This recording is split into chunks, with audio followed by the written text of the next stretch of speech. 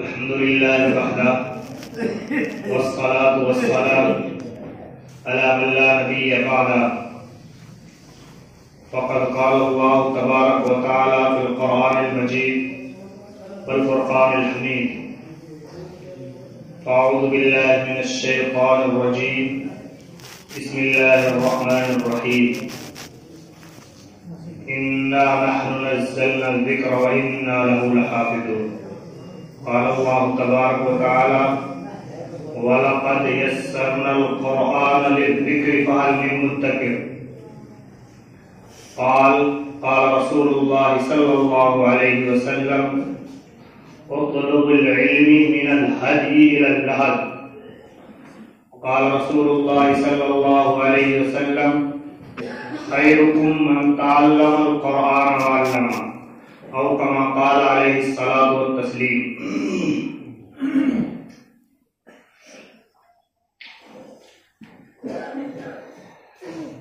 میرے بھائیو، دوستو، عزیز ساتھیو،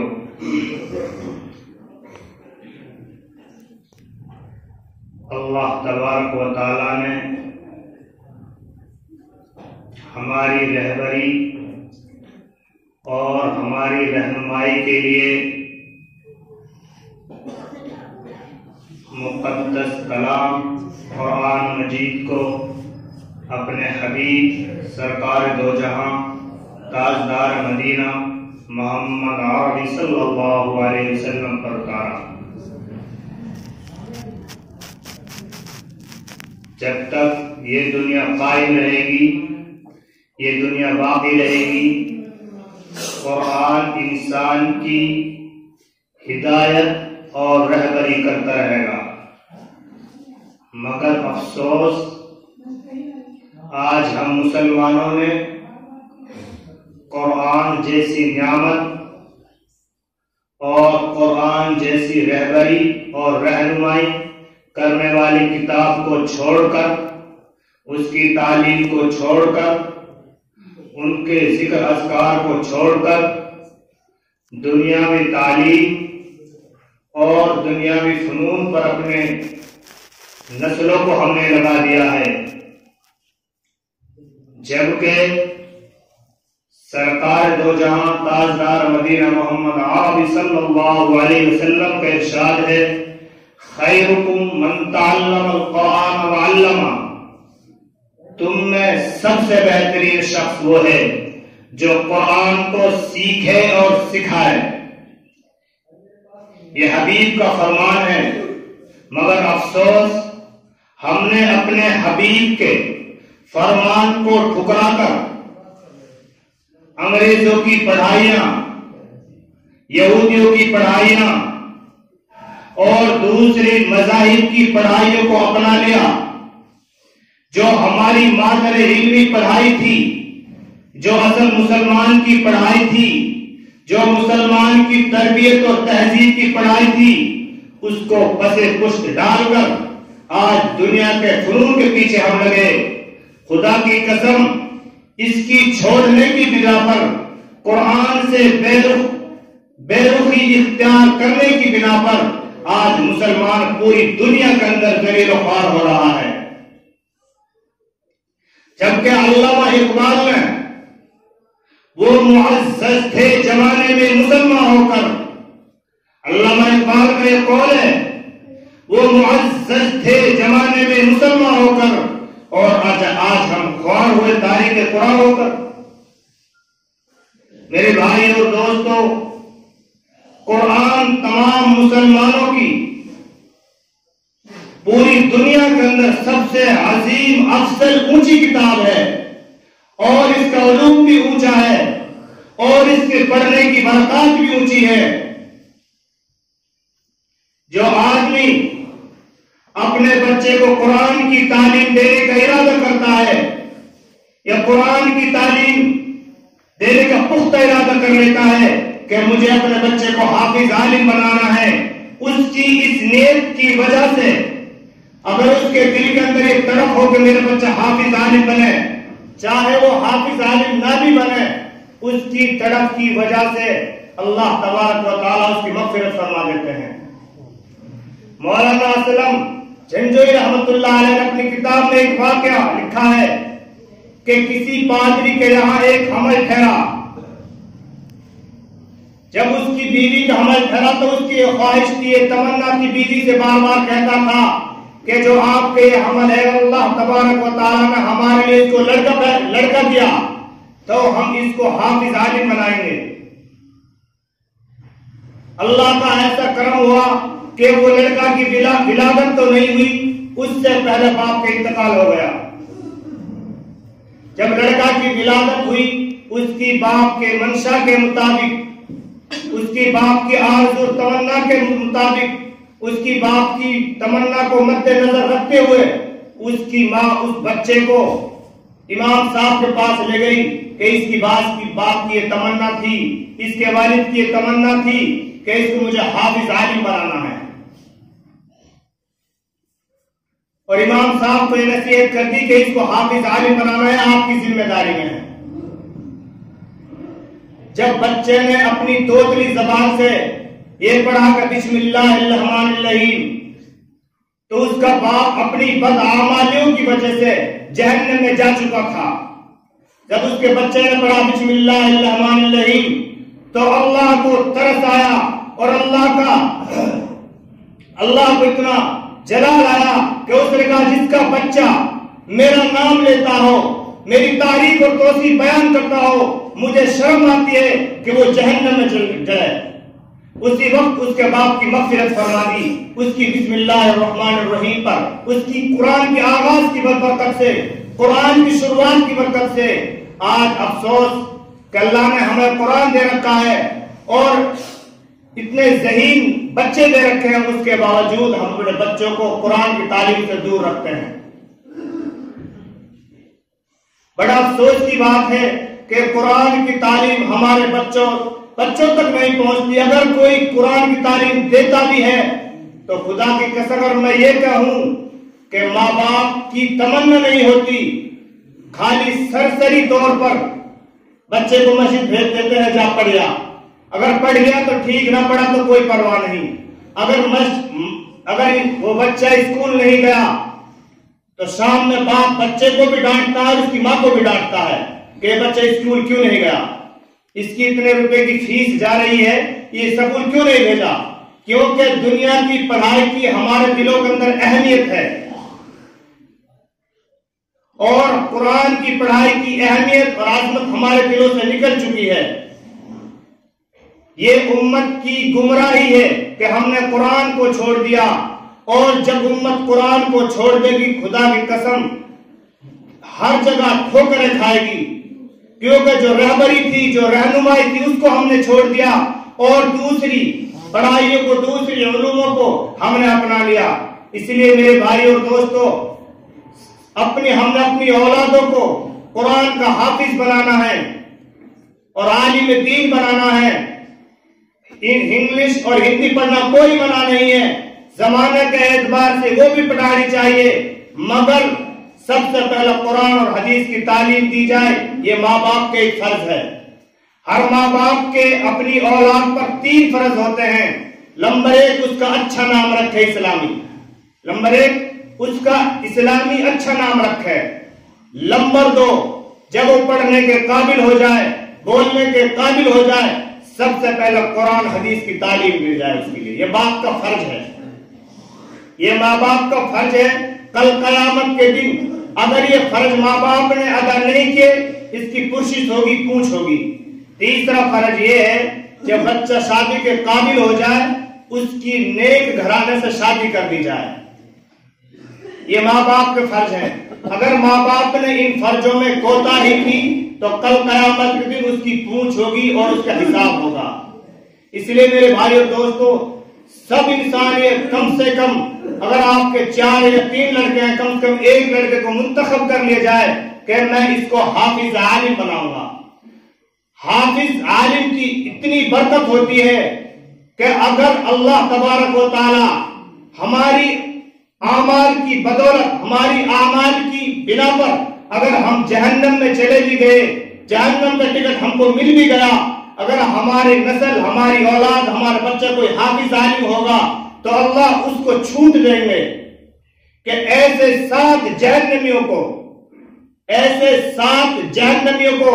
جن کو جہنم کا پروانہ مل چکا ہوگا کہ آج آپ کی سفارش قبول کی جائے گی کہ آج جن کا نام لیں گے ہم اس کو جہنم سے جنت میں داخل کر دیں گے. یہ حافظ عالم کو یہ آفر دیا جائے گا اللہ کی طرف سے. یہ آفر حافظ عالم کو دیا جائے گا کہ ایسے 7 جہنمیوں کو تمہارے رشتہ دار ہوں, تمہارے ماں باپ ہوں, پھوپھا پھوپھی چاچا جو جس کو تم چاہو جہنم سے جنت میں داخل کرا سکتے ہیں. جس کا بچہ حافظ ہوگا تو الحمدللہ سب سے پہلے اپنے ماں باپ کا نام لے گا. یہ آفر حافظ عالم کو ملے گا. اس کی یہ برکت ہے حافظ عالم کی, کیونکہ جو یہ قرآن ہے یہ اللہ کا سب سے بڑا علوم ہے. اور دوسری بات یہ ہے کہ جو حافظ عالم بن جاتا ہے ایک صدقہ جاریہ بھی ہے. صدقہ جاریہ وہ صدقہ ہے جو ہم قبرستان کے اندر چلے جائیں گے مگر ہمارا ثواب ہم کو ملتا رہے گا. اگر کوئی ہماری نسل میں سے ہمارے بچوں میں سے کوئی حافظ عالم بنا, ہم نے اس کو حافظ عالم بنایا, پھر وہ کسی کو بنائے گا, وہ کسی کو بنائیں گے, قیامت تک سلسلہ جاری رہے گا اور صدقہ جاریہ چالو رہے گا, ہم کو ثواب ملتا رہے گا اس چیز کا. اس لیے تمام مسلمان ہر گھر میں سے کم ایک حافظ عالم ہونا چاہیے, اور اس کی برکت سے, اس حافظ عالم کی برکت سے پورا گھر کا ماحول ایک دینی ماحول بن جائے گا. اس کی برکت سے اس گھر کا اس کی برکت کے انوارات ایسے ہوں گے کہ یہ پتہ چل جائے گا کہ چھوٹا ہے, یہ بڑا ہے, یہ باپ ہے, یہ ماں ہے.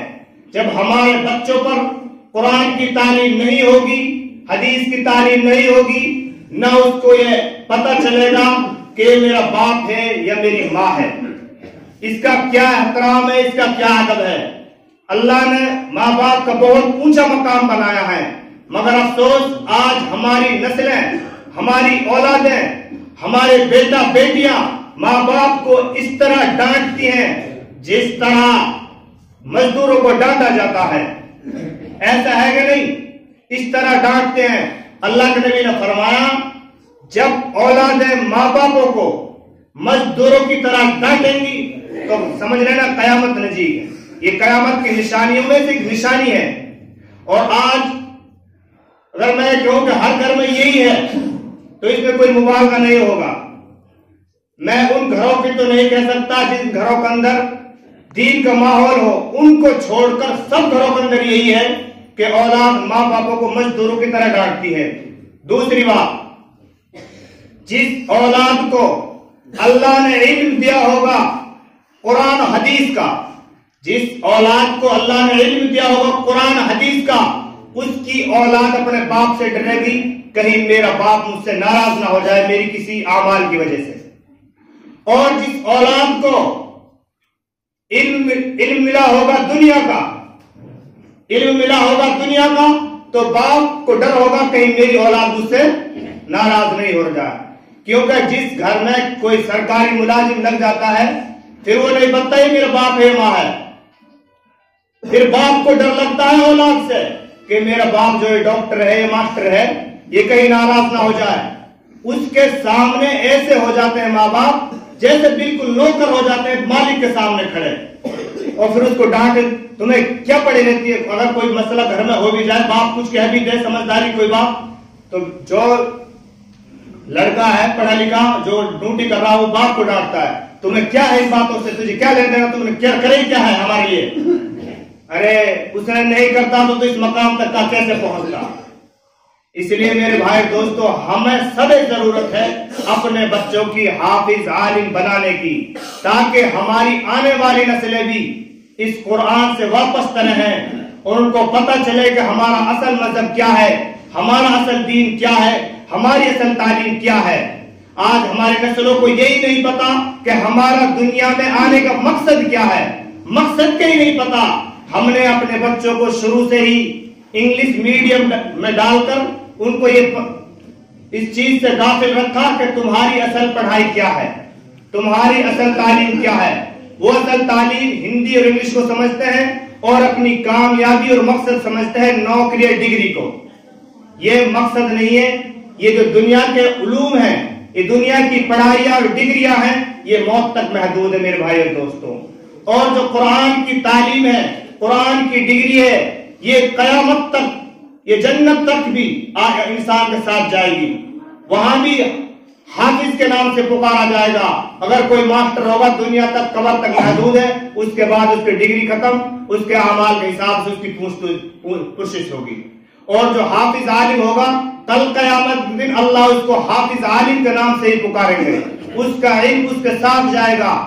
اور ان کے ماں باپوں کو جن کے گھروں کے اندر حافظ عالم ہوں گے، یہ تو حافظ عالم کے اوفرتے کو ساتھ جہنمیوں کو بری کریں گے. ان کو ماں باپ کو کیا دیا جائے گا. اللہ کے نبی نے فرمایا ان کے ماں باپوں کو کل قیامت کے دن جب اولین و آخرین تمام عالم کی دنیا میدان حشر میں قائم ہوگی اور سب نفسی نفسی کا عالم ہوگا، سب پریشان ہوں گے، اس وقت ان کے ماں باپوں کو ہیرے اور جواہرات، سونے چاندی کے منبروں پر بٹھایا جائے گا. لوگ رشک کریں گے، یہ لوگ کون تھے؟ یہ تو ہمارے گاؤں کے وہ تھے جو غریب مزدور تھے. لوگ پوچھیں گے انہیں کیا ایسا عمل کیا کہ ان کو اللہ تبارک و تعالیٰ ایسے اعزاز سے نواز رہے ہیں.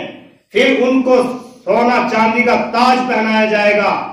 لوگوں کو بتایا جائے گا کہ یہ وہ ہیں جنہوں نے اپنے بچے کو میرے علم کے خاطر میری راہ میں چھوڑ دیا، خود نے مزدوری کی، خود نے پریشانی اور مشقتیں برداشت کی، اور نوجوان لڑکے کو جب وہ کام کے لائق ہو گیا تھا اس کو میری راہ میں چھوڑ دیا، مدرسے میں داخل کر دیا. قرآن کی اہمیت اور حفاظت کے لیے آج ان کو یہ انعام مل رہا ہے. کیونکہ میرے بھائی اور دوستوں، یہ مسجد اللہ کا گھر ہے اور مدارس رسول اللہ کے گھر ہے. اس لیے ہمیں سب کی ضرورت ہے. آج جو امت میں فساد، یہ بگاڑ، ماں باپوں کی توہین اور یہ اباہی تباہی، بڑوں کی بے عزتی اور چھوٹوں کی کوئی شفقت نہیں، یہ صرف ہماری اعمال کی وجہ سے ہے کہ ہمارے پاس وہ عمل نہیں ہے، وہ اعمال نہیں ہے، وہ تعلیم نہیں ہے جو ہونی چاہیے. جب ہمارے پاس قرآن حدیث کی تعلیم ہوگی، جب ہمارے بچوں کو پتہ پڑے گا کہ وَاعْبُدُوا اللَّهَ وَلَا تُشْرِكُوا بِهِ شَيْئًا وَبِالْوَالِدَيْنِ إِحْسَانًا کا مطلب کیا ہے کہ اللہ نے والدین کا حقوق اپنے ساتھ ذکر کیا ہے. والدین کا ذکر اپنے ذکر کے ساتھ اللہ نے کیا ہے، وَاعْبُدُوا اللَّهَ، میری عبادت کرو، وَلَا تُشْرِكُوا، اور کسی کو شریک میرے ساتھ نہیں کرو، وَبِالْوَالِدَيْنِ إِحْسَانًا، اور اپنے ماں باپ کے ساتھ حسن سلوک کا برتاؤ کرو. اللہ کے نبی نے فرمایا انما حرم علیکم حقوق الامہات، تمہارے لیے حرام ہے اپنی ماں باپ کی توہین کرنا. اور آج اس بات کو ہم کوئی نہیں سمجھتے. اور جبکہ اللہ نے فرمایا، اللہ کے نبی نے سب سے بہترین تمہارے لیے باپ جنت کا دروازہ ہے اور ماں کے قدموں کے نیچے جنت ہے. میرے بھائی اور دوستو، آج ہمارے گھروں کے اندر جنت کا دروازہ ہے اور جنت بھی ہمارے گھر کے اندر ہے، بس پتہ یہ ہمیں وہ علم نہیں ہے کہ جنت کا دروازہ ہے کہاں اور ہماری ماں کے قدموں میں جنت ہے کہاں. اس لیے ہم ان چیزوں سے محروم ہیں. اللہ تبارک و تعالی ہمیں کہنے سننے زیادہ عمل کرنے کی توفیق عطا فرمائے اور ہر گھر کے اندر ایک ایک حافظ عالم بننے کی توفیق عطا فرمائے، کہنے سننے سے زیادہ عمل کرنے کی توفیق عطا فرمائے.